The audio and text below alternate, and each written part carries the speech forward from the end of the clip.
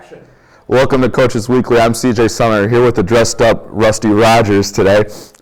Cougar women coming off a tough week, Coach. Arguably the toughest week that they've had this year. You played two of the top teams in conference, Buzzsaw and MSOE, that's won 9 straight conference games now, and now you got to look to regroup. Yeah, it's game day. That's why I'm dressed up, everybody. But yeah, it was a tough week. We've had a few of these tough weeks this year. Getting the team to stay focused, stay positive has been a challenge as of late. And again, it goes back to the same old thing that we've been talking about all season long with this group, is just our lack of consistency, the effort.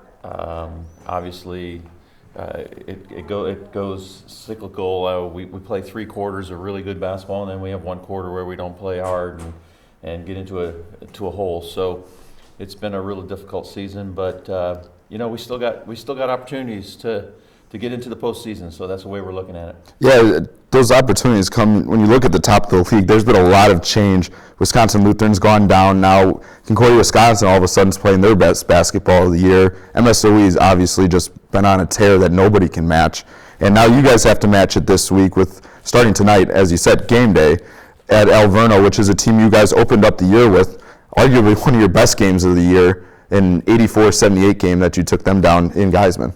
Yeah, Alverno, their record isn't indicative of how good a team they are. They gave us a battle up here early in the season, and they got some depth on their squad. They'll run with us. They'll attack our press. So it's going to be an interesting battle, and it's always difficult to play down there or play up there at Alverno in Milwaukee. So it's going to be a challenge for us. We're looking forward to it. We're really, really eager to get on that winning side of the ledger.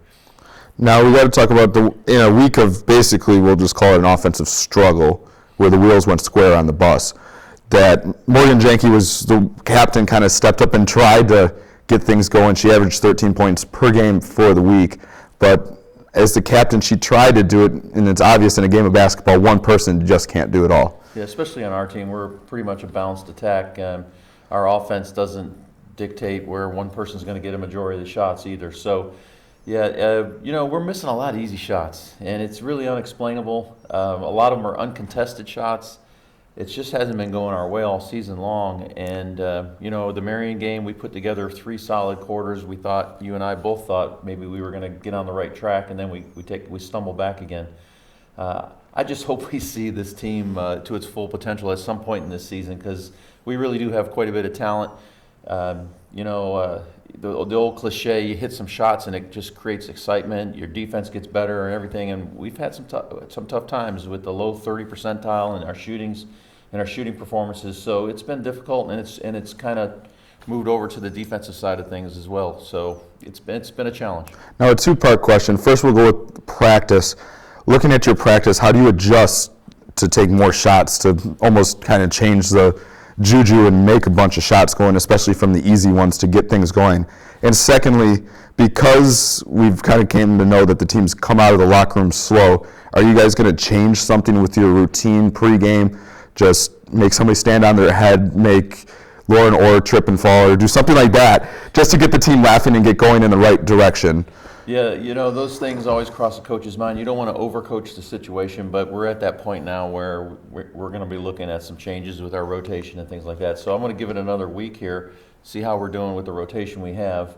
As far as the shooting woes, in practice you try to recreate that game-like feel, and it's very difficult. The pressure that isn't there. So as a coach, I'm trying to build in some pressure, make some consequences for some of the misses, and build some of that pressure in that you would see in a game situation. And it's, our free throw shooting has improved, and that was one of the things we addressed in practice as well. We had a couple games there where we lost because of our poor free throw shooting, so we made some adjustments in practice. In the last couple of games, we've hit 80% from the line, but something else, falls backwards. So it's been an ongoing struggle to try to get this thing corrected. Now, the other thing it's been noticeable that we actually talked about after the game on Saturday, that the girls seem to be playing better on the road this year than at home, which is a scary thing because it was the exact opposite last year. We knew when you guys were coming here, you guys were going to either A, blow a team out, or B, play a really, really tough team within a couple points, to make the adjustments. Yeah, it's really been, that's very accurate assessment.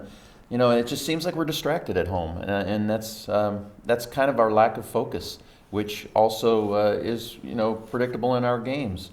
We're just easily distracted, and at home there's a lot more distractions for us. So the mental aspect of our team is the one probably area that's even more puzzling to me as a coach than the actual performance on the floor. We're just when we're mentally in it, we're world beaters. We look tremendous, but we haven't had long stretches of those, so it's been a challenge again, like I said. Big game day. This is kind of that key point in the season for you guys now, because you're 2 games out of it currently, which is well within the reach. But a big week this week can get you guys right back in the thick of things, and a tough week can basically put you guys on life support. What's your message tonight going into Alverno right before you get your girls out on the floor? Yeah, we talked about it yesterday in our pre-game practice yesterday. We're right there. We're on the verge of either, like you say, life support or being right in the middle of the playoff race. And I told the girls, we got 10 conference games left. To have any chance at all, we got to win 6 of them. So I don't like to look out that far ahead, but I think it was really important to convey to the team the message that, hey, we're still in this thing, but this is what it's going to take. So again, we got to take them one at a time. But a game against a team that we already beat, you would hope that you're going to be competitive enough to get this win, but anything can happen. Cougar women will be playing tonight in Milwaukee against Alverno. They will then head Saturday to Lakeland College to take on the Muskies in Sheboygan. You can follow all the updates for your women's basketball team at CUCougars.com. Thank you for watching Coaches Weekly. For Rusty Rogers, I'm CJ Stelner.